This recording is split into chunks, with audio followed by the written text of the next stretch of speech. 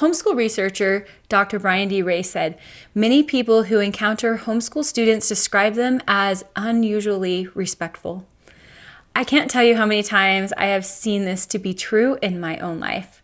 Of course, there are homeschool kids who are not respectful, and homeschool kids are not the only respectful kids in the world.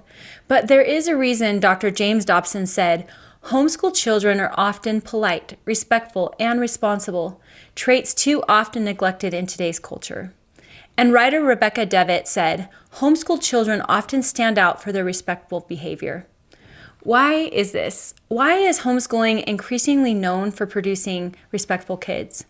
Before I answer this question, let me tell you a personal experience. Once, my family went hiking in the Redwoods with another family that didn't really believe in the concept of homeschooling. After the trip, I received a message from the other family's father that went something like this: "I have to tell you that your children are some of the most respectful teenagers I've ever been around. They were thoughtful, polite, well-spoken, not glued to their devices, and just such a pleasure to be around. Whatever you're doing with your kids through homeschooling, you should keep doing it." So, how has homeschooling helped me personally to raise respectful kids?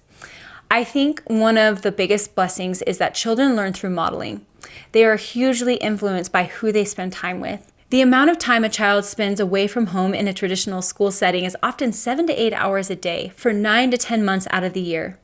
During those hours, children are absorbing behavior, language, and attitudes from dozens of peers and other adults. And if those behaviors are not respectful over time, the constant exposure to conflicting influences can dilute or even override respectful behavior taught at home. Homeschooling doesn't guarantee perfect behavior, of course, but it does make it far easier to influence your child's level of respect. A key benefit of homeschooling is the continual close involvement of a parent.